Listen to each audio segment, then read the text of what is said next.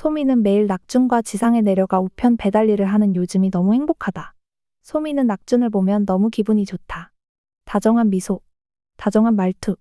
천국에 오기 전의 일들을 모두 잊어버린 소미였지만 낙준의 다정한 목소리는 왠지 익숙하다.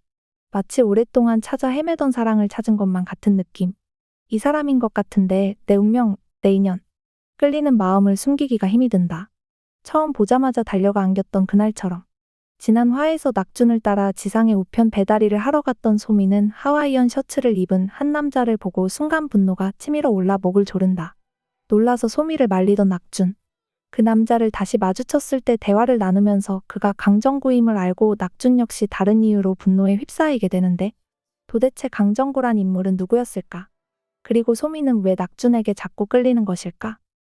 지금부터 드라마 힐링이 미리 그려드리는 천국보다 아름다운 구화 이야기 시작해보겠습니다. 구독 눌러놓으시면 다음화 예고 미리 받아보실 수 있습니다. 흐릿한 꿈속에서 소미는 누군가를 향해 울부짖고 있었다. 내 아이, 내 아들, 내 새끼. 그녀는 무언가를 향해 달리고 뛰고 절규했다. 하지만 손끝 하나 뻗을 수 없이 그 장면은 사라졌다. 그렇게 또 한 조각 봉인된 기억이 천천히 깨어나고 있었다. 소미가 처음 강정구를 만난 건 경찰서에서 청소 일을 하던 시절이었다. 외롭고 기댈 곳 없던 그녀에게 유일하게 친근하게 말을 걸어주었던 그는 그 경찰서에서 근무하던 강력계 형사였다. 그때 어리고 외롭던 소미는 친절 뒤에 숨은 그 남자의 진심이 무엇이었는지 채 알지 못했다. 그의 말은 달콤했고 손길은 따뜻했다. 그리고 그녀는 그를 사랑했다.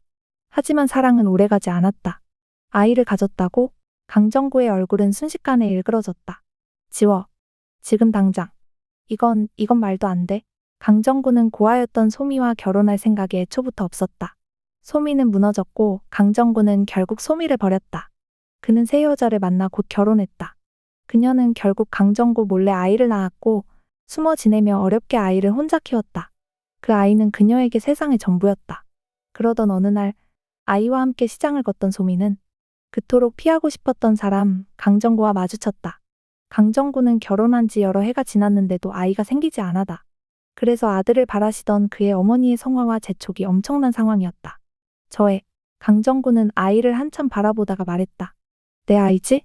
소미는 얼굴이 굳어졌고 아니라고 말하는 목소리가 떨렸다. 강정구가 의심의 눈초리를 그녀를 바라봤다. 소미는 아이를 코트 옷자락으로 감싸 숨겼다. 끝까지 아니라고 잘라 말하며 서둘러 집으로 돌아왔다. 하지만 강정구는 그런 소미를 미행해서 집을 알아두었다. 며칠 뒤 집 앞에서 기다리던 강정구는 대문 밖으로 나온 아이를 유인해 경찰서로 데려갔다. 자신의 아이가 맞는지 친자 확인을 하기 위해. 소미는 뒤늦게 이를 알고 경찰서로 달려갔다. 마침 경찰서에서 나오고 있던 강정구와 마주친 소미. 당신 미쳤어? 아이한테 무슨 짓을 하려고? 따지고 달려드는 그녀를 강정구는 길바닥에 밀쳐 쓰러뜨린다. 강정구는 바닥에 쓰러진 그녀에게 쌍욕을 하며 차디찬 눈빛으로 그녀에게 침을 뱉고 떠났다. 경찰서에서 아이를 찾아 집으로 돌아온 소미는 너무 두려웠다. 그가 당장이라도 아이를 빼앗아 갈까봐. 미혼모로 온갖 수모를 겪어가며 힘들게 키워온 내 자식이었다. 그런 아들을 낳아 아이를 버린 나쁜 놈에게 다시 빼앗길까봐 두려웠다. 그 시절에는 그랬다. 미혼모가 아이를 키우기 어려운 시절이기도 했고 아들을 귀하게 여기는 문화 탓에 아들을 원하는 집안에서 아들을 낳지 못하는 며느리는 구박당하기 일쑤였다. 남자가 당당하게 두 번째 부인을 첩으로 집안에 들이기도 했다. 혹은 바람을 피우고 낳은 아이를 집으로 데리고 들어오기도 했다. 그런 시절이었으니 결혼 후 아이가 생기지 않아 애를 태우고 있는 강정구 집안에서 그의 아들이 존재한다는 사실을 안다면 아이를 빼앗기는 상상을 하니 소미는 늦은 시간이었지만 집안에 가만히 있을 수가 없었다. 결국 그녀는 교회로 향했다. 예배가 다 끝난 예배당 안에는 아무도 없었지만 예배당 문은 열려 있었다. 여기서 엄마 기다려. 금방 데리러 올게. 아이를 교회 안에 앉혀두고 소미는 말한다. 아이는 불안한 듯 고개를 저었지만 소미는 억지로 미소 지었다. 교회 밖으로 나가면 안 돼. 알았지? 여기서 조금만 기다려. 금방 돌아올게. 예배당 안에서 울던 아들은 교회 밖으로 나와 쭈그려 앉아 엄마를 기다린다. 울다가 앉은 채로 잠이 든다. 추운 겨울이었다. 새벽까지 오지 않는 엄마를 기다리던 아이가 잠든 채 천국으로 떠났다는 걸 그 엄마는 알지 못했다. 그녀도 영영 돌아오지 못할 길을 떠났기에. 집으로 돌아온 그녀는 서둘러 가방을 싸기 시작한다. 강정구가 언제 갑자기 집으로 들이닥칠지 모른다고 생각했다. 그래서 아이를 교회에 숨겨두고 돌아와 가방을 싸기 시작한 것이다. 그때 강정구에게서 전화가 걸려온다. 아이를 데려갔을 때 집 전화번호를 알아낸 모양이다. 사람들 눈을 피해 근처 인적이 드문 야산에서 만나기로 했다. 그는 아이가 자기 아들 맞지 않느냐고 다시 추궁했다. 이제 곧 친자 확인 결과가 나올 거고. 어차피 밝혀지게 되어 있다고. 내 아들이야. 너랑은 상관없는 내 아들. 넌 그 아이 없애고 싶었잖아. 다 버리고 가놓고 이제 와서 왜 아들을 찾아. 말다툼은 격해졌고 울부짖던 그녀가 강정구의 멱살을 잡았다. 이거나. 강정구가 소미의 손을 뿌리치는 순간 소미의 발이 미끄러졌다. 아, 그녀의 몸은 그대로 야산의 경사 아래로 굴러 떨어졌다. 바위가 많은 돌산이었다.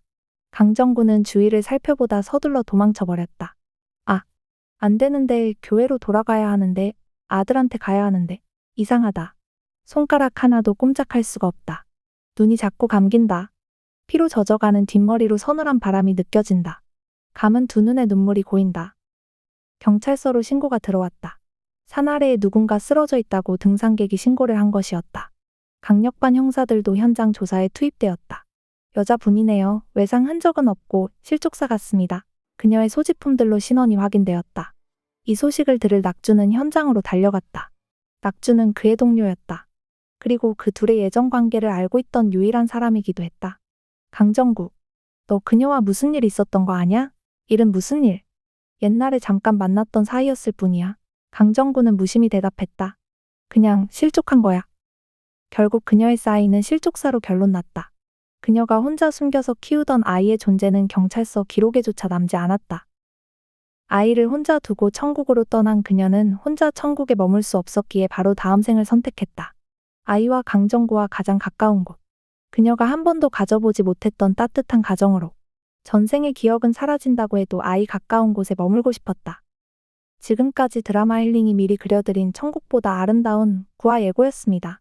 강정구와 소미의 관계, 그리고 목사와 소미의 관계를 중심으로 이야기를 풀어보았는데요. 이들과 낙준 해숙 부부와는 또 어떤 관계로 다음 이야기 이어질까요? 궁금하신 분들은 본방 사수하시고 다음 편 미리 보기는 드라마 힐링과 함께 해주세요. 구독 눌러두시면 바로 받아보실 수 있습니다.